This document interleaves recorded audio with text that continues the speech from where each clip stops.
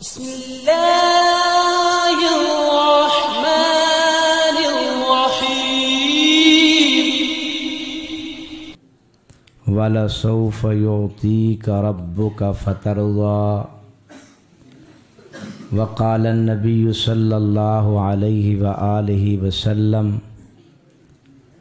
من سر أن ينظر إلى عتيق من النار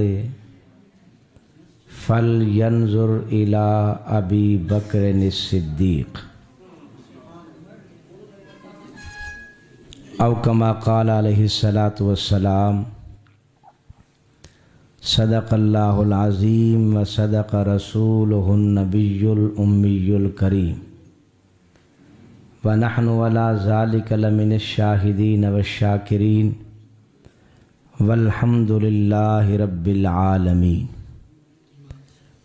رب اشرح لي صدري ويسر لي أمري واحلل عقدة من لساني يفقه قولي رب زدني علما رب زدني علما رب زدني علما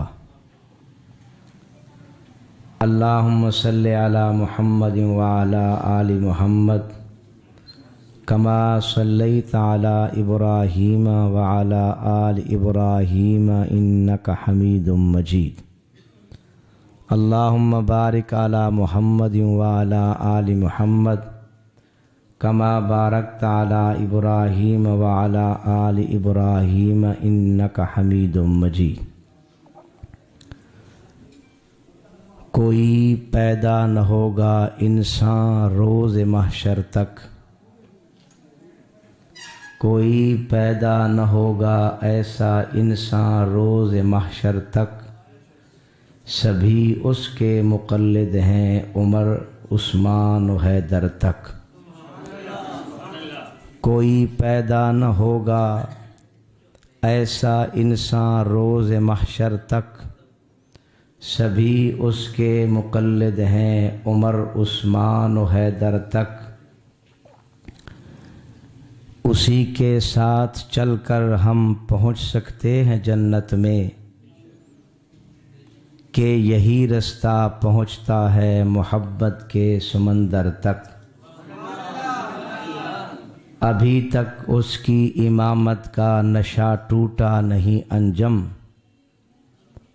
ابھی تک اس کی امامت کا نشہ ٹوٹا نہیں انجم، ابھی تک ہیں اس کی تلاوت میں گم محراب و منبر تک۔ لائق سزی وقار ارباب علم و دانش اصحاب علم و فضل، اس وقت آپ کی حالت انتہائی قابل رحم ہے۔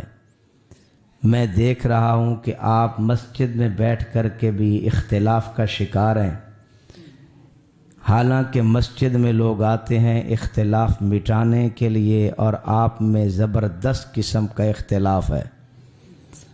کہنے کا مقصد یہ ہے کہ ایک وہاں ہے، ایک وہاں ہے، ایک وہاں ہے، کہ جب آپ مسجد میں بیٹھ کر کے اختلاف کا شکار ہوں گے تو آپ کیا شیعوں کو جا کر کے تبلیغیں کریں گے، تو کیا صدیق کے دشمن کو سمجھائیں گے۔ جس قوم کے جوانوں کی کمریں اس حد تک جواب دے جائیں کہ وہ خود سہارے تلاش کرنے چل پڑیں، تو وہ کسی کو کندھا کیا دیں گے۔ بہرحال میں اب آپ کو کہتا کچھ بھی نہیں ہوں، بہرحال اتنا ضرور ہے کہ آپ قابل رحم ہیں، اور میں آپ سے بھی زیادہ قابل رحم ہوں، چونکہ میں نے بیان شروع کرنا تھا 9:15 بجے اور میرا آغاز ہو رہا ہے 10:25 پہ۔ یہ 1.5 گھنٹہ بھی میرا آپ نے لیا ہوا ہے۔ ارباب انصاف تفصیلات میں نہیں جاتے ہیں، آپ کی توجہ اگر میری طرف رہے گی تو میں چند باتیں آپ سے کرنا چاہوں گا، اور امید میں آپ سے رکھتا ہوں کہ آپ میری طرف متوجہ ہوں گے۔ سامعین دل نواز ذرا جاگنے کا ثبوت دیں۔ مولانا عبدالرؤف مناوی صاحب زیدہ شرفہ دامہ اقبالہ نے بڑا زبردست اور مدلل قسم کا انہوں نے بیان کیا ہے، اور انہوں نے دلائل کے ساتھ حضرت صدیق اکبر کی عظمت کو، فضیلت کو، منقبت کو، شان کو، مقام کو، مرتبے کو انہوں نے بیان کیا۔ مگر میں سوچ یہ رہا تھا اگر یہ ملنگوں کی محفل ہوتی تو ہر جھوٹ کے بعد لوگوں نے اٹھ کے کہنا تھا واہ واہ واہ واہ واہ واہ، مگر یہاں چونکہ مومنوں کی محفل ہے تو انہیں سبحان اللہ کہلانے کے لیے بھی سبحان اللہ کی فضیلت پہلے بتانا پڑتی ہے۔ اللہ رب العزت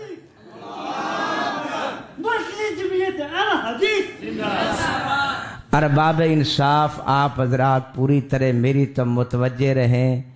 آپ کچھ باتیں سمجھنا چاہیں گے، میں سمجھانا چاہوں گا۔ حضرت مولانا افضل عزیزی صاحب دامت برکاتہم العالیہ، اللہ ان کی عمر میں برکت دے، صحت کاملہ عطا فرمائے، انہوں نے مجھے یہ کہا تھا کہ آپ نے آج حضرت صدیق اکبر رضی اللہ تعالی عنہ پر اہل تشیع کے اعتراضات کا جواب دینا ہے۔ ان اعتراضوں کے جواب دینے کے لیے اتنا وقت چاہیے کہ جہاں آپ کو ٹھنڈ نہ لگ رہی ہو، جبکہ آپ کی جو پوزیشن ہے وہ ہمیں اچھی طرح نظر آ رہی ہے۔ اس لیے اس عنوان کو میں بالکل سمیٹنا چاہوں گا، میں چند باتیں کرنا چاہوں گا۔ اللہ رب العزت ہمیں عمل کرنے کی توفیق عطا فرمائے۔ ارباب انصاف، اتنا تو آپ نے سمجھا بھی ہے، سنا بھی ہے، علماء کرام سے سن بھی لیا ہے، اور بتایا جا رہا تھا، میں اس محفل میں نہیں تھا، کہ مولانا ابو بکر صمدانی صاحب نے اہل تشیع کی کتابوں کے حوالہ سے حضرت ابو بکر صدیق کی عظمت کو بیان کیا۔ اللہ رب العزت تمام علماء کرام کو جزائے خیر عطا فرمائے۔ بہرحال میں چونکہ ایک اور رستے کا مسافر ہوں، ہم ایک اور لائن کے راہی ہیں، مولانا نے ہمارے ذمہ مضمون لگا دیا تو بیان کرتے ہیں۔ ارباب انصاف، وگرنہ ہم جس لائن کے راہی ہیں، ہم صدیق کی عظمت بتاتے ضرور ہیں، لیکن صدیق پر اعتراض کا جواب دینے کے لیے ہمارے پاس بالکل وقت نہیں ہے۔ ہم اس پہ وقت ضائع نہیں کرنا چاہتے۔ ہمیں حق نواز نے بتایا تھا کہ اب اعتراض کا جواب نہیں دینا ہے، اب اعتراض والے کو ٹھوک کے رکھنا ہے، اس لیے کہ بہت دور گزر گیا ہے، ہم نے اعتراضوں کے جوابات دیے۔ ہمارے اکابر نے دیوبندی، بریلوی، اہل حدیث سے پیچھے چلے جائیں تو آپ دیکھیں علماء احناف نے، شوافع میں، حنابلہ میں، اکابرین میں، اصحاب ظواہر میں، ایک بڑی لمبی لائن ہے، اس میں چلے جائیں تو ہمارے بزرگوں نے جواب دینے کی کوئی کسر نہیں چھوڑی ہے۔ ان بیچاروں نے کتابیں لکھیں، دلائل دیے، ایک ایک بات پہ ان نے 20 صفحات لگا دیے، لیکن حق نواز نے جب دیکھا کہ یہ دشمن دلائل نہیں جانتا ہے، یہ جوتے کو جانتا ہے، تو حق نواز نے کہا اب میں نہیں بتاؤں گا کہ صدیق کا ایمان کتنا ہے، اب تمہیں بتانا ہوگا کہ تم کس پوزیشن کے مالک ہو۔ اب تم آؤ نا چوکو چراہوں میں، تم بتاؤ کہ تم مومن بھی ہو کہ نہیں ہو۔ اس لیے اس نے کہا تھا کائنات کا وہ بدترین اور غلیظ ترین کافر ہے کہ جو صدیق اکبر کے ایمان کو تلاش کرتا پھر رہا ہے۔ بہرحال میرے حضرات، میرے اکابر، میرے دوستوں، میرے بھائیوں، میں اس لائن کا ہم رائی ہیں، ہم اس لائن کے مسافر ہیں۔ ہم نے قرآن، سنت، حدیث کی باتیں کی، اور جب دیکھا کہ یہ نہ قرآن سمجھتا ہے، نہ حدیث سمجھتا ہے، نہ صحابہ سمجھتا ہے، نہ آل بیت کو سمجھتا ہے، تو پھر ایسے بندے کے ساتھ بات قرآن، حدیث، اجماع امت کی، صحابہ کی، آل بیت کی وہ نہیں ہوتی ہے، اس کے ساتھ بات عقل کی جانی چاہیے۔ تو میں اس پہ دو باتیں اور دو اہم عنوان اٹھانا چاہوں گا، اور وہ دو اہم عنوان ہیں جو صدیق اکبر کے دائیں بائیں گھومتے رہ جاتے ہیں۔ اس کے علاوہ اہل تشیع کے کسی اعتراض کی کوئی حیثیت نہیں رہتی ہے، اور ان کا کوئی حیثیت اور وقت ہی نہیں رہتی ہے۔ سب سے زیادہ ہماری پنجابی میں کہتے ہیں بھیں جائیں کہ دو ہی گلاں آ کے بچ دین۔ نمبر ایک بات یہ آ کر کے بچتی ہے کہ جناب حضرت ابو بکر صدیق رضی اللہ تعالی عنہ نے سیدہ زہرا کا فدق کھا لیا تھا، اور سیدہ زہرا کو ان کا حق نہیں دیا تھا۔ نبی کی بیٹی تھی، جناب معصومہ تھی، حضرت ابو بکر صدیق کے پاس آئیے، آ کر کے مطالبہ کیا ہے۔ ابو بکر صدیق نے سیدہ زہرا کو ان کا حق نہیں دیا، لہٰذا یہ آل رسول کا حق کھانے والے ہیں، غصب کرنے والے ہیں، ظلم کرنے والے ہیں۔ اور نمبر دو اعتراض یہ کیا جاتا ہے کہ जनाब अबू बकर सिद्दीक रज़ी अल्लाह ताला अन्हु सकीफ़े बनी सादा में चले गए और वहाँ हज़रत उमर रज़ी अल्लाह ताला अन्हु ने और हज़रत अब्दुर्रहमान इब्न औफ ये दो ही तो शख्स हैं कि जिन्होंने उनके हाथ के ऊपर बैत कर ली थी और डंडे के ज़ोर पे सारी खिलाफत चल गई है। ये दो बातें गोया यूं समझिए एक बुनियाद बनाई जाती है, एक बुनियाद से पहले वाली जो नींव रखी जाती है एक वो है। बस ये दो मसले अगर हल हो जाते हैं तो हज़रत सिद्दीक़ अकबर पर कोई एतराज़ नहीं है, नहीं है, नहीं है, ना पहले था ना अब है। मैं इसकी बात आगे वजाहत करूँगा इंशाअल्लाह अज़ीज़। हमारा उस वक़्त तक हाज़मा मुकम्मल ही नहीं होता है जब तक सिद्दीक़ के दुश्मन की हैसियत बयान न हो जाए। दलाइल आपने सुने और बड़े लंबे दलाइल आपने सुन और समात किए। अरबाब इंसाफ बात ये की जाती है कि सैयदा ज़हरा रज़ी अल्लाह ताला अन्हा हक लेने के लिए अबू बकर सिद्दीक के दर मुकद्दस तक आई और उनको हक नहीं मिला। याद रखिए और बात को दिल में बिठा के जाइए, कायनात में ज़मीन के ऊपर न शियों की न सुनियों की न पहलों की न बाद की, हत्ता के किसी यहूदी मुअर्रिख की किताब में भी ये नहीं है कि सैयदा ज़हरा हज़रत अबू बकर सिद्दीक के दरवाजे पे गई हो और जाकर के फिदक का मुतालबा की हो। कहीं ऐसी बात नहीं है। हज़रत सैयदा ज़हरा का जाना ही साबित नहीं है, लेकिन इतना मैं जरूर कहूंगा कि कहीं गई जरूर है और जहां वो गई है वहां की बात फिर पहले कर लेनी चाहिए, वहां से उन्हें हक मिला या नहीं मिला। आइए मैं तुम्हें दलाइल की दुनिया में लेके जाना चाहूंगा। मौलाना ने बात अबू दाऊद की तो आओ फिर अबू दाऊद में चले जाते हैं। मिशकात शरीफ के बाबुल फै में इस रिवायत को नकल किया है। हजरत सैयदा ज़हरा रज़ी अल्लाह ताला अन्हा नबी मुकर्रम के पास आती हैं और रवायत करने वाले हजरत मुगीरा है, फरमाते हैं रसूलुल्लाह सल्लल्लाहु अलैहि वसल्लम के पास फिदक था, कानत लहू फिदकुन, अल्लाह के पैगंबर के पास फिदक था और ये फिदक की आमदनी थी, पैगंबर इससे यतीमों की कफालत करते हैं। ये पैगंबर के पास फिदक था, पैगंबर मस्कीनों की कफालत करते हैं। अल्लाह के पैगंबर के पास ये फिदक था जहां छोटे बच्चों की कफालत होती है और अल्लाह के पैगंबर के पास ये फिदक था कुरैश की बेवगान औरतों के अल्लाह के पैगंबर निकाह किया करते थे। तो हजरत सैयदा ज़हरा उस पैगंबर के पास आती हैं और अल्लाह के पैगंबर के पास आकर के सवाल करती हैं यजअलहा लहा कि ऐ अल्लाह के पैगंबर ये फिदक मुझे ही दे दीजिए। फ़अबा रसूलुल्लाह सल्लल्लाहु अलैहि वसल्लम, अल्लाह के पैगंबर ने इनकार कर दिया। फ़क़ज़ालिक फ़ी हयात रसूलिल्लाह सल्लल्लाहु अलैहि वसल्लम, अल्लाह के पैगंबर की जिंदगी में ये मामला इसी तरीके के साथ रहा। अल्लाह के पैगंबर सल्लल्लाहु अलैहि वसल्लम के दरबार में सैयदा ज़हरा आई है, अबू बकर सिद्दीक के दरबार में ज़हरा नहीं गई है। हजरत अबू बकर सिद्दीक के पास सैयदा का ज़हरा का जाना कायनात की किसी किताब में साबित नहीं, लेकिन इतना तो मौजूद, इतना तो मिल गया कि पैगंबर के दरबार में सैयदा ज़हरा आई है। हजरत सैयदा ज़हरा का आना कुतुब मोतबरा से साबित है। तसअला का लफ्ज़ न हो, हम मुजरिम तब है यजअलहा लहा के अल्फाज से सवाल पैगंबर से सैयदा ज़हरा ने किया न हो, हम मुजरिम तब हैं। अल्लाह के पैगंबर की हदीस में अबा का लफ्ज़ न हो, हम मुजरिम तब हैं। पैगंबर की जिंदगी में सैयदा ज़हरा को ये बाग़ फिदक दिया न गया। हम ये बात बताने समझाने के लिए हम दलाइल की दुनिया में बताते हैं। तो मेरे दोस्त मैं पूछना चाहूंगा सिद्दीक के दुश्मन से कि जब पैगंबर के पास ज़हरा आई थी, मासूमा तो तब भी थी, जब पैगंबर के पास आई थी बेटी तो तब भी थी, जब पैगंबर के पास आई थी आकर के सवाल भी किया था। अब मैं तुझसे पूछना चाहूंगा, अगर पैगंबर ने इनकार किया है तो अब पैगंबर पे तुम क्या कहोगे? पैगंबर ने इनकार कर दिया, अब तुम्हारा फतवा कहां लगेगा? जब पैगंबर ने इनकार कर दिया अब तुम्हारी जबान क्या खुलेगी? सिद्दीक अकबर पे तुम्हारी कुत्ते जैसी जबानें निकल के आ जाती हैं, पैगंबर पे बात आती है तो अब दुश्मन चुप पे बैठा हुआ है कि चूंकि बात पैगंबर की है, अगर बात करता है मैं कुफर की बात करूंगा।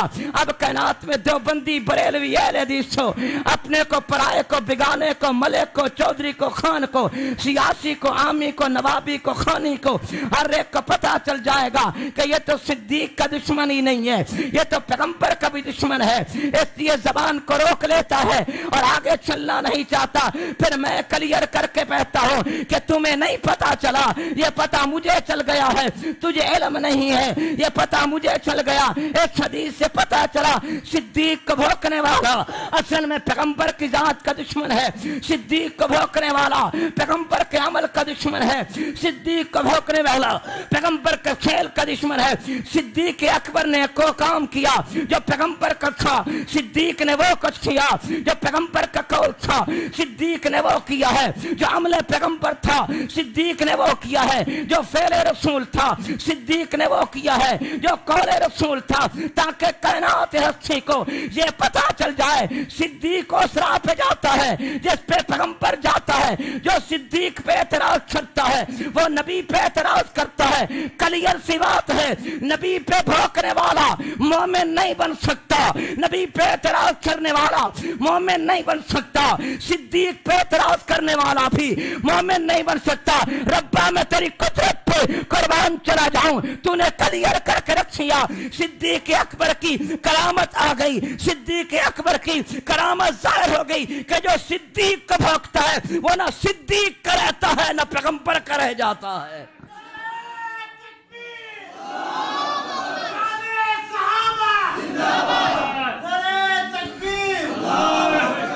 یہ بات جب یہ کی جاتی ہے تو ارباب انصاف سوچ کے جانا کہ حضرت صدیق اکبر کے دربار میں تو سیدہ زہرا کا جانا ہی ثابت نہیں ہے، نبی کے دربار میں تو سیدہ زہرا گئی ہے نا، تو وہاں پیغمبر نے پھر انکار کیوں کر دیا تھا؟ آپ پھر تھوڑا سا تجھے آگے لے کے جانا چاہتا ہوں۔ ارباب انصاف میں دشمن سے پوچھنا چاہوں گا اس بات کا اعتراض کا دوسرا جواب میرے پاس یہ ہے، کتاب تیری ہے، حوالہ میں دیتا ہوں، پڑھ کے جا تو دیکھ لینا۔ خصائل ابن باب و کمی میں یہ آتا ہے، اس میں یہ روایت موجود ہے، سیدہ زہرا آتی ہے، پیغمبر کے پاس آتی ہے، اما فاطمہ الزہرا نے آ کر کے اب دو شہزادے بھی ساتھ لیے ہیں، حضرت حسین بھی ساتھ ہے، حضرت حسن بھی ساتھ ہے، اور لے کر کے پیغمبر کے پاس آ کے بیٹھی ہیں، اور آ کر کے رسول اللہ کو کہتی کیا ہے؟ آقا انہیں اپنی وراثت ہی دے دیجئے۔ اب یہ مطالبہ کیا جاتا ہے، رحمت کائنات صلی اللہ علیہ وسلم کہتے ہیں، بلند آواز سے کہہ دیں صلی اللہ علیہ وسلم کہتے ہیں، حضرت حسن کی جب کہا اما الحسن فإن له حیبتی، یہ میرا حسن ہے، اس کے لیے میری حیبت مل گئی، اسے میری حیبت کا حصہ ملا، اور یہ میرا بیٹا حسین ہے، اس کے لیے فرمایا میری غیرت مل گئی ہے، اسے میری غیرت کا حصہ مل گیا۔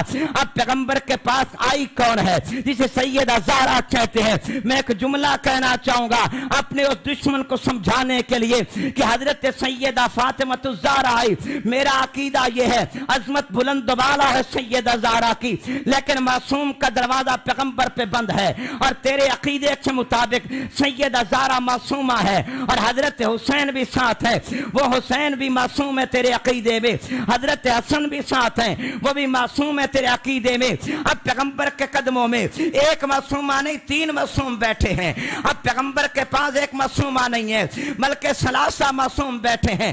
انہوں نے آ کر کے پیغمبر سے کہا وراثت وراثت یہ جملہ تمہاری کتب میں نہ ہو، ہم مجرم تب ہیں، یہ جملہ تمہاری کتابوں میں نہ ملے، ہم مجرم تب ہیں، وراثت کی بات نہ ہو، ہم مجرم تب ہیں۔ لیکن جب بات سوال آتی ہے کہ وراثت کا مطالبہ کیا جاتا ہے، مطالبہ کرنے والا کون ہے؟ سیدہ زہرا کو جسے کہتے ہیں، اور مطالبہ کیا کس کے لیے جاتا ہے؟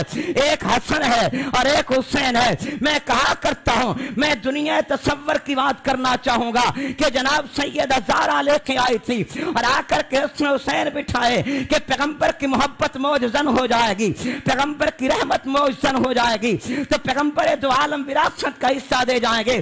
لیکن نبی مکرم نے درہم کی بات نہیں کی ہے، نبی مکرم نے دینار کی بات نہیں کی ہے، پیغمبر دو عالم نے صدق کی بات نہیں کی ہے، پیغمبر دو عالم نے خیبر کی بات نہیں کی ہے، پیغمبر دو عالم نے کسی زمین کی بات نہیں کی ہے، پیغمبر دو عالم نے کسی پراپرٹی کی بات نہیں کی، بلکہ فرمایا کیا یہ میری غیرت کا حصہ دار ہے، یہ میری حیبت کا حصہ دار ہے، میرے روب کا حصہ میرے حسن کے لیے ہے، میری غیرت کا حصہ میرے حسین کے لیے ہے، یہ میرا بیٹا ہے، اسے روب پیغمبر ملے گا، یہ میرا بیٹا ہے، اسے غیرت پیغمبر ملے گی۔ رسول نے یہ کہہ کر کے یہ کلیئر کہہ دیا ہے، اور سیدہ زہرا کو سمجھا دیا نہیں بیٹا میں وراثت دے تقسیم کرتا ہوں، میں زمین کی وراثت نہیں دیتا، دیتا, میں وراثت دیتا ہوں تو میں زمینوں کی نہیں دیتا, میں باغوں کی نہیں دیتا, میں درہم کی نہیں دیتا, میں دینار کی نہیں دیتا. میری وراثت وہ ہے جو مرنے کے بعد بھی نہیں جاتی ہے. زمین کی وراثت ہے, آخر مٹ جائے گی. دولت کی وراثت ہے, آخر مٹ جائے گی.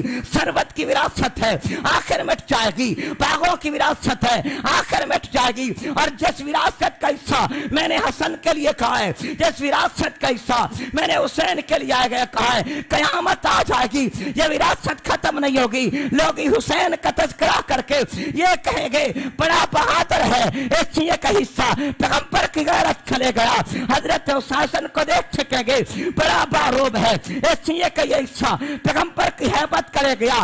زہرا دربار میں آئے, پیغمبر دو عالم سے اب اعتراض نہیں بنتا. زہرا دربار میں آئے, رسول اللہ پہ اعتراض نہیں بنتا.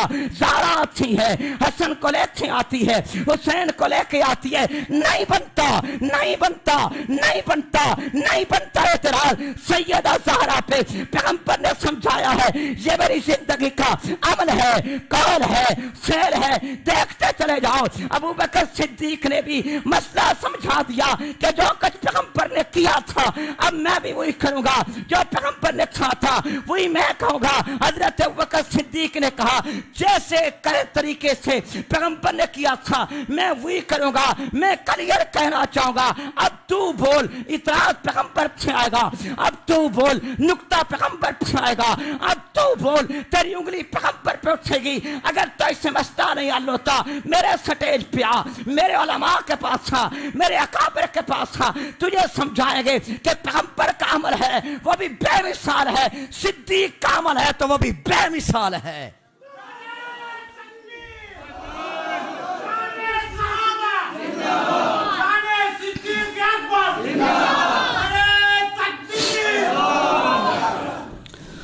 جاگ رہے ہو کہ بھاگ رہے ہو؟ بولو یار, جاگو گے؟ میں نے مضمون بیان کر کے جان چھڑنی نے یہ ذہن رکھا جے. توجہ, یہ پیغمبر پہ اعتراض, رسول پہ اعتراض, نبی کی ذات پہ اعتراض, نبی کے قول پہ اعتراض, نبی کے عمل پہ اعتراض نہ ہم نے پہلے برداشت کیا تھا اور نہ قیامت تک برداشت کریں گے انشاءاللہ العزیز. نمبر 2, دوسری بات یہ کی جاتی ہے کہ جناب حضرت ابو بکر صدیق رضی اللہ تعالیٰ عنہ خلیفہ بن گئے. 2 ہی بندوں نے تو مان لیا تھا خلیفہ, اور بعد میں حضرت علی اور مرتضیٰ کرم اللہ وجہہ نے تو 6 مہینوں کے بعد آ کر کے بیعت کی ہے. لو جی تو تمہاری کتاب میں کھڑا ہوا ہے, تمہاری بخاری میں کھڑا ہوا ہے, تمہاری فلاں کتاب میں کھڑا ہے. حضرت علی اور مرتضیٰ 6 مہینے کے بعد بیعت کرنے آئے تھے. تو میں نے کہا سرکار یہ تو ہمیں بتائیے نا کہ جو 6 مہینے پہلے کام ناجائز ہوتا ہے 6 مہینے کے بعد جائز کہاں سے نکل آتا ہے؟ غلط ہوتا ہے, وہ 6 مہینے سے پہلے بھی غلط ہوتا ہے اور 6 مہینے کے بعد بھی غلط ہوا کرتا ہے. 6 مہینے سے پہلے بھی جو کام ٹھیک نہیں ہے وہ 6 مہینے کے بعد بھی کام ٹھیک نہیں ہوتا ہے. اس سے معلوم یہ ہوا ہے حضرت علی اور مرتضیٰ کرم اللہ وجہہ پہ تم اعتراض کرنا چاہتے ہو کہ علی اور مرتضیٰ نے 6 مہینے پہلے بیعت نہیں کی ہے اور 6 مہینے کے بعد جو ناجائز سمجھ رہے تھے وہی جائز بن جاتا ہے, جو غلط سمجھ رہے تھے وہی صحیح بن جاتا ہے, جو صحیح نہیں سمجھ رہے تھے اسی کو صحیح بنا لیتے ہیں. ہاشا وکاللہ, خبردار میرے علی پہ اعتراض مت کیجئے گا. میں تمہیں بتانا چاہوں گا حضرت علی اور مرتضیٰ جناب سیدنا صدیق اکبر کی بیعت کرتے ہیں, اور اس بیعت کرنے میں حضرت ابوبکر صدیق رضی اللہ تعالی عنہ کی حضرت علی اور مرتضیٰ نے کوئی دیر و تاخیر نہیں کی ہے. اگر میری کتابوں پہ یقین نہیں آتا تجھے احتجاج طبرسی کو پڑھ لینا چاہیے تھا, اگر میری کتاب پہ یقین نہیں آتا تو جلال عیون کو پڑھ لینا چاہیے تھا, اگر مجھ پہ تمہیں یقین نہیں آتا تو پھر تمہیں حق الیقین کو پڑھ لینا چاہیے تھا, اگر مجھ پہ یقین نہیں آتا تو پھر تمہیں کشف الغمہ کو پڑھ لینا چاہیے تھا کہ جس میں یہ لفظ ملتے ہیں کہ فتنا ثم تنالا, حضرت علی و مرتضیٰ آئے, ثم تنالا ید ابی بکر فبایعوا, آئے حضرت ابو بکر صدیق کے ہاتھ کو پکڑا اور ہاتھ پہ ہاتھ رکھ کر کے حضرت علی و مرتضیٰ نے حضرت ابو بکر صدیق کی بیعت کر لی ہے. اور یہ بیعت صدیق اکبر کی کرنے والا کون ہے؟ جسے علی اور مرتضیٰ کہتے ہیں. اور اس سے بھی آگے جانا چاہوں گا, حضرت علی و مرتضیٰ کرم اللہ وجہہ اپنے گھر میں ہے, بتانے والے انصار ہیں، اور جا کے بتاتے کیا ہے کہ حضرت ابوبکر صدیق اپنے منبر پہ بیٹھ گئے ہیں اور وہ بیعت لے رہے ہیں سبھی لوگوں سے۔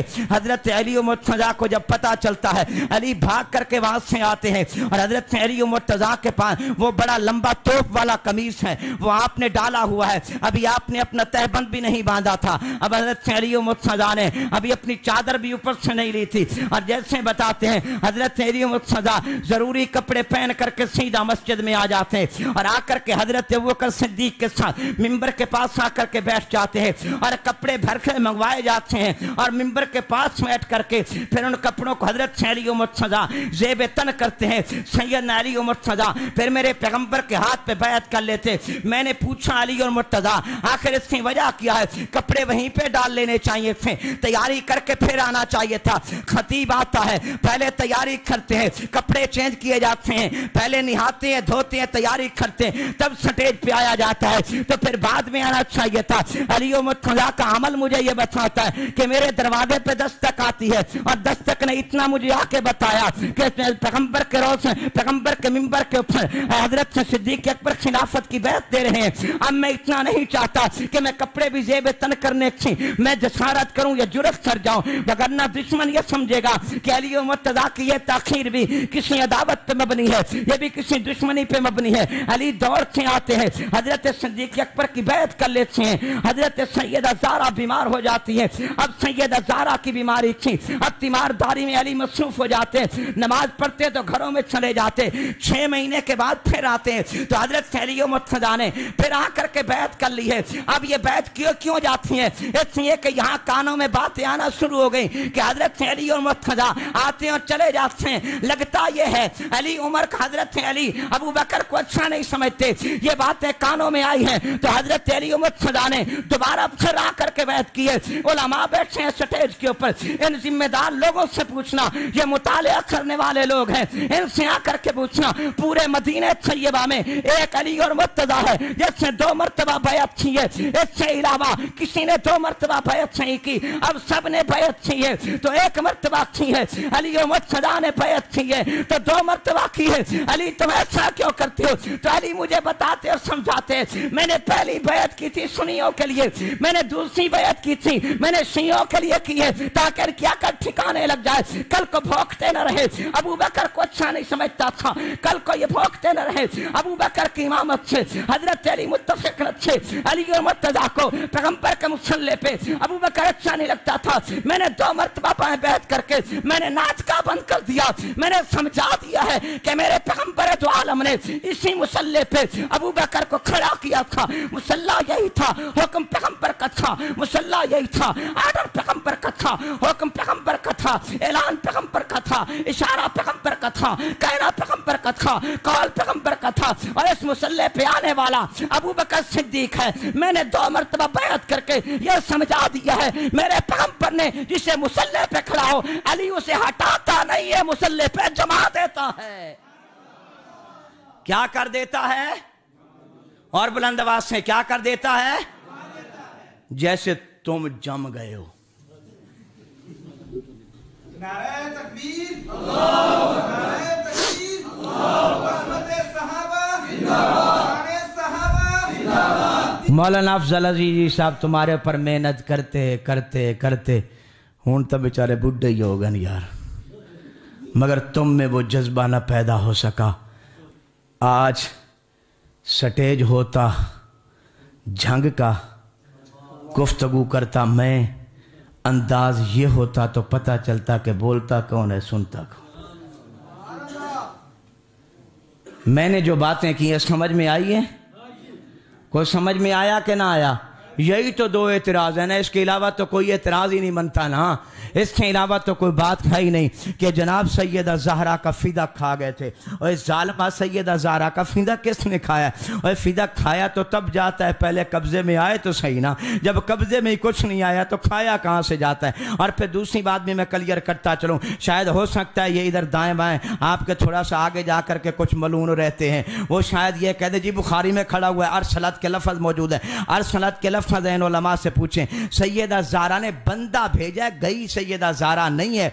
और जब बंदा भेजा है सैयदा ज़ारा ने, अब भेजा किसको है? हज़रत अली को भेजा है, हसन को भेजा, हुसैन को भेजा, मर्द को भेजा, औरत को भेजा, गुलाम को भेजा, आज़ाद को भेजा, जवान को भेजा, छोटे को भेजा, अपने को भेजा, बेगाने को भेजा, किसको भेजा है ये किसी रिवायत में कोई साबित नहीं है। और इस तरह की रिवायतों से तुम सिद्दीक पे भौंकने की कोशिश करोगे, हम तुम्हारी गर्दन यहां से पकड़ेंगे, सिद्दीक को भौंकने नहीं दिया जाएगा। सिद्दीक अकबर की अज़मत, सिद्दीक के तकद्दुस को हम जाने दे करके जिंदा करने का हुनर जानते हैं। हजरत सिद्दीक अकबर पे बात आ रही है तो सुनते चले जाना। अब आप कहेंगे मौलाना एतराज तो और भी बड़े से बनते हैं, तो आपने ये उन्वान उठाया क्यों है? मेरी बात पे तवज्जो करना, तवज्जो करना। मैं तुम्हें जगाने की बात करने लगा हूं, देवबंदियों में तुम्हें भी कहने लगा हूं, बरेलवियों तुम्हें भी कहने लगा हूं, अहले हदीसों तुम्हें भी कहने लगा हूं, और बूढ़ों तुम रह जाओ, जवानों तुम्हें कहने लगा हूं। हमें अपनी जिंदगी पे अब हमेशा के लिए हमें दस्तबरदार हो जाना चाहिए। हमें अपनी माओ से दूध बख्शवाना होगा, मेरी बात को याद रखिए,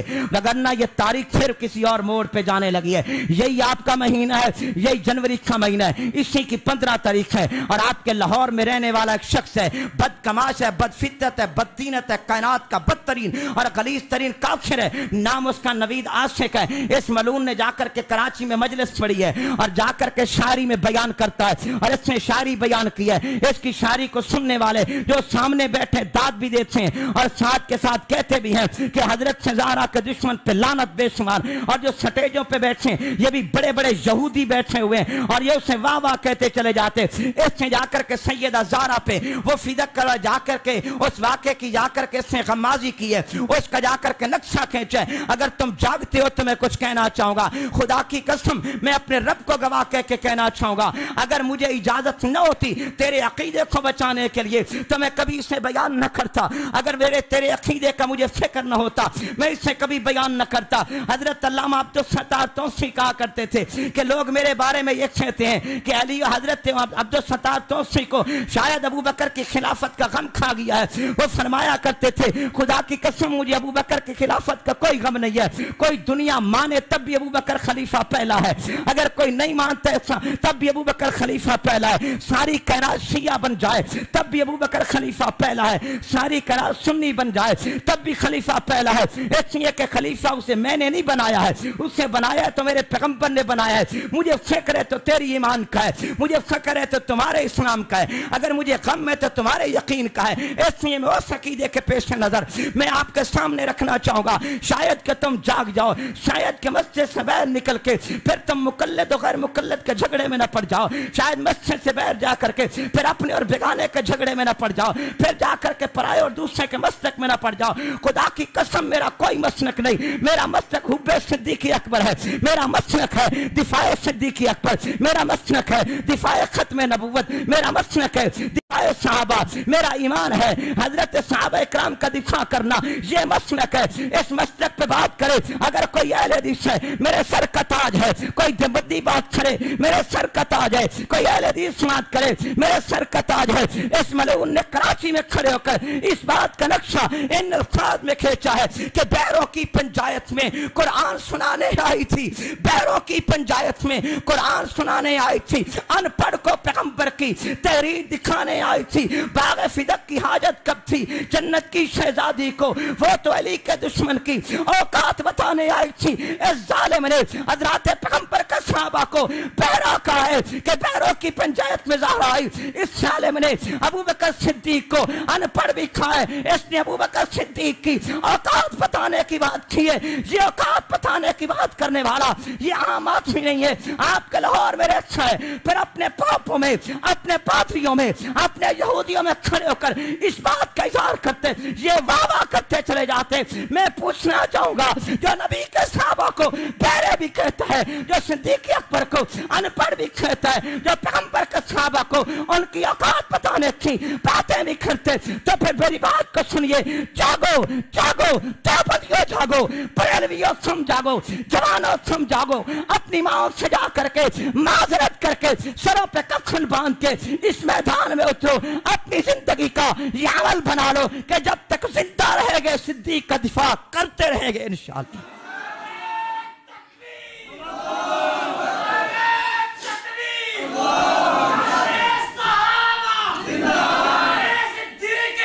दौर था कि कभी हक नवाज ये खड़े होकर दलाइल दिया करता था कि बात फला किताब में है, बात फला किताब में है, फला जगह ये लिखा गया, फला सफा ये है।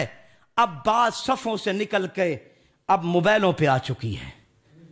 उस वक्त शायद अफजल अजीजी हवाला पेश करते तो कोई ये कह देते होंगे कि मौलवी अपनी तरफ से मारता है। अब तो नेट की दुनिया में सब कुछ क्लियर है। इसने जाके कहा, और जुमले सुनिए, पैगंबर के सहाबा को बहरा कहा है, सिद्दीक अकबर को अनपढ़ कहा है, और सिद्दीक अकबर के लिए कहा है कि उससे उसकी औकात याद दिलाने सैयदा ज़ारा आई थी। मेरे दोस्त सुनो मेरी बात को, तुम सिद्दीक अकबर की औकात याद दिलवाने की बातें करते हो, हम तुम्हें तुम्हारी मां का छठी का दूध याद दिला देंगे इंशाअल्लाह। अगर तुम में ये जुर्रत सही तो फिर मैं ये क्लियर कहना चाहूंगा। इसी मिंबर पे मैंने पिछले मौके पे सिद्दीक अकबर की बात की, एक मजमून को अधूरा छोड़ा, उसी का एक हिस्सा भी बयान किए जाता हूं कि इसी उन्वान पे कि तुम औकात याद दिलाते हो। हम इतना जानते हैं कि तुम्हारी औकात क्या है। मैं अपनी बात नहीं करता, मैं दलाइल की दुनिया की बात करूंगा। आओ जाकर के रसाइल इब्न आबिदीन की पहली जिल्द का आखिरी रिसाला ये जाकर के देखिए, जिसमें उन्होंने बकायदा एक रिसाला और किताब लिख दी है कि पैगंबर के सहाबा को भोंकने वाले की हैसियत क्या होती है। अल्लामा इब्न आबिदीन शामी ने कई हवाले पेश किए हैं, उनमें एक जगह उन्होंने ये हवाला पेश किया है कि पैगंबर के शेखैन को, उस्मान और अली को भोंकने वाला वो वही हैसियत रखता है जो पैगंबर को भोंकने वाले की हैसियत होती है। एक जगह उन्हें हवाला ये जाकर पेश किया है कि जो हज़रात शेखैन पे लानत करता है इस बंदे के कुफ्र में कोई शक नहीं है। एक जगह जाकर के इतने तक लिख दिया है, वक़द कता ताइफ़तुम मिनल फ़ुक़हा है, फ़ुक़हा की एक जमात में ये क्लियर बताया है कि जो नबी के सहाबा पे सब करता है ऐसे बंदे की गर्दन उड़ा दी जाएगी।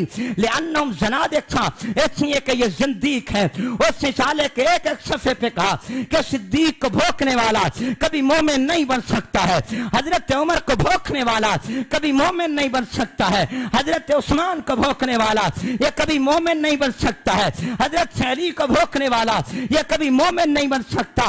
उसकी सजा जमीन पे, उसकी कत्ल के अलावा कोई सजा नहीं। हाशा वकल्ला, मैं तुम्हें नहीं कहने लगा हूं कि तुम गन उठा लो, हम तुम्हें नहीं कहने लगे हैं कि तुम जाके मुल्क में दंगा फसाद करो। हम अरबाब इंसाफ को ये हवाले बताना चाहते हैं कि तुम कानून बनाओ ताकि तुम्हारे सामने बात खड़ी हो कि सिद्दीक के दुश्मन की सजा ऐन शरीयत के मुताबिक सजाए कत्ल बनती है, सहाबा किराम के दुश्मन की सजा कत्ल ऐन शरीयत है, उनसे तख्तेदार पर लटका देना ये ऐन शरीयत है, उसकी गर्दन को उड़ा देना ये ऐन शरीयत है। मगर ये काम कौन करेगा? असेंबली में बैठे लोग करेंगे। ये काम कौन करेगा? अदालत के लोग करेंगे। ये काम कौन करेगा? उन इदारों के हाथ में जो अपनी कुव्वत रखते हैं कानून बनाने की या कानून को नाफिज करने की। लेकिन इस कानून बनने में तुम्हारी जुर्रत दरकार होगी, इस कानून से बनने में तुम्हारा इत्तेफाक दरकार होगा, इस कानून से बनने में तुम्हारा यकजा होना दरकार होगा, इस कानून के बनने में तुम्हारा मुत्तफिक होना यह हमें दरकार होगा। देवबंदी, बरेलवी, अहले हदीस अगर आज की तरह एक स्टेज पे रहे, एक मकाम पे रहे, सिद्दीक की इज्जत के लिए एक जगह खड़े होकर सिद्दीक की अजमत का, तकद्दुस का, अजमत का, तकद्दुस का, खिलाफत का, शान का, मनक़बत का फरेरा लहराते रहे तो एक दिन आएगा इसी मुल्क में कानून बनेगा कि सिद्दीक का दुश्मन तख्तेदार पे लटकेगा इंशाअल्लाह।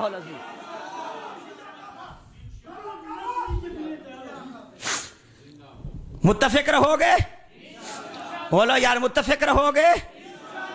22 जमादी उस्सानी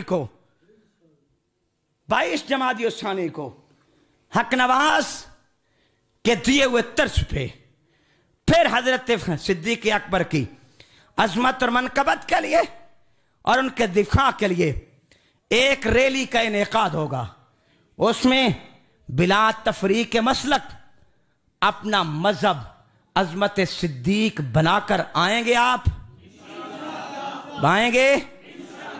ये अंदर अंदर वाली इंशाअल्लाह या बाहर आलू? ये अंदर वाली है।